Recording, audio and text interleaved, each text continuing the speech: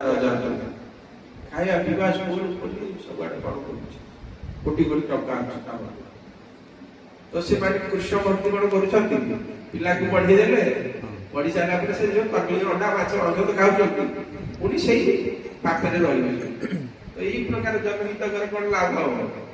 ପ୍ରଭୁପାଦ ସାରା ବିଶ୍ୱରେ କେତେ କେତେ ହଜାର ହଜାର ଲକ୍ଷ ଲକ୍ଷ ଲୋକମାନଙ୍କୁ କୃଷ୍ଣ ଭକ୍ତି ଦେଲେ। ଭାରତ ଭୂମିতে ମନୁଷ୍ୟ ଜନ୍ମ ହଇଲ ଯାର, ଜନ୍ମ ସାର୍ଥ କରି କର ପରୋପକାର। ଜୀବର ଉପକାର ସାଧୁ ଗୁରୁ ବୈଷ୍ଣବମାନେ କରନ୍ତି କଣ? ଜୀବ ଭଗବାନଙ୍କର ଅଂଶ ବା ଦାସ।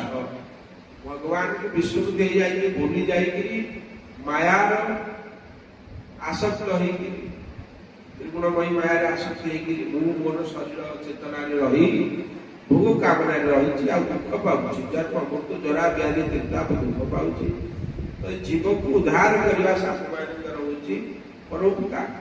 ଏଇ ଅଜ୍ଞାନୀ ଜୀବମାନେ କିନ୍ତୁ ଜ୍ଞାନ ପ୍ରାପ୍ତ ହୁଅନ୍ତୁ, କୃଷ୍ଣ ଜ୍ଞାନ ଭଗବତ ଜ୍ଞାନ ଲାଭ କରନ୍ତୁ, ଆତ୍ମଚେତନା ଲାଭ କରନ୍ତୁ, କୃଷ୍ଣଙ୍କୁ ଭକ୍ତି କରନ୍ତୁ।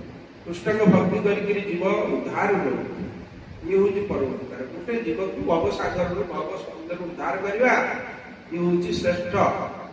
ଆଉ ସବୁ ଉପକାର ନୁହେଁ।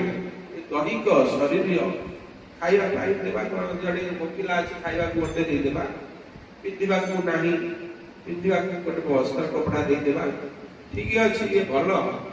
ଇଏ ଏଇ ଜଗତ ପାଇଁ, ଏ ଶରୀର ସମ୍ବନ୍ଧ, ଏଥିରେ ଆତ୍ମାର କଲ୍ୟାଣ ଦେଖୁଛନ୍ତି, ଇଏ ଠିକ, ଇଏ ଗୋଟେ ଦୟା ଭାବ। ଆଉ କିନ୍ତୁ ସେ ଲୋକକୁ ଆମେ ଦେବା, ଖାଇବାକୁ ଦେବା, ଲଗେଇବାକୁ ଦେବା, ପିନ୍ଧିବାକୁ ଦେବା, ସବୁ ପ୍ରକାର ଦେଇଦେବା। ଆଉ ସେ ଯେମିତି ଆଜିକାଲି ସରକାର ଦଉଛନ୍ତି ଟଙ୍କା ଚାଉଳ ଦଉଛନ୍ତି, ଲୋକ ମଦ ଖାଉଛନ୍ତି। ଯାହା ଖଟୁଥିଲେ ଆଉ ଖଟୁନାହାନ୍ତି, ଦଳ ପାଇକିରି ଗାଁରେ ତାସ ବାଡଉଛନ୍ତି, ମଦ ଖାଉଛନ୍ତି, ବାଡିଆ ବି ଖାଉଛନ୍ତି। ଆଉ ସରକାର ଗୋଟେ ସାହାଯ୍ୟ କରିବେ, ଅଳସୁଆ କରିଦେବେ ଲୋକ। ଯଦି ସରକାର ପୋଷିବେ ଏମିତିକା ଲୋକ ବସିକିରି ଖାଇବେ, ତାହେଲେ ଲୋକ ଅଳସୁଆ ହେଇଯିବେ, ବେମାରୀ ହେଇଯିବେ, ଅଧିକ ରୋଗ ହବ। ପାପ କାମ କରୁଛନ୍ତି, ସବୁ ନର୍କକୁ ଯିବେ।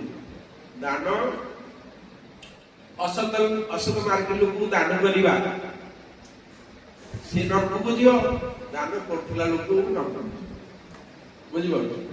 ଯିଏ ଅସତ ବ୍ରାହ୍ମଣ ମଦ ଖାଉଛି, ମାଛ ମାଂସ ଖାଉଛି, ତାକୁ ଦାନ କରାଯାଉଛି। ସେ ବ୍ରାହ୍ମଣ ଦାନ ହେଲା ଅସତ କର୍ମରେ ଲଗେଇଲା, ଅସତ କର୍ମ କରୁଛି, ସେ ନର୍କକୁ ଯିବ। ଯିଏ ତାକୁ ଦାନ ଦେଇ ସେ ବି ନର୍କକୁ ଯିବ, ବୁଝିପାରୁଛ? ସିଏ ଲାଭବାନ ହବନି।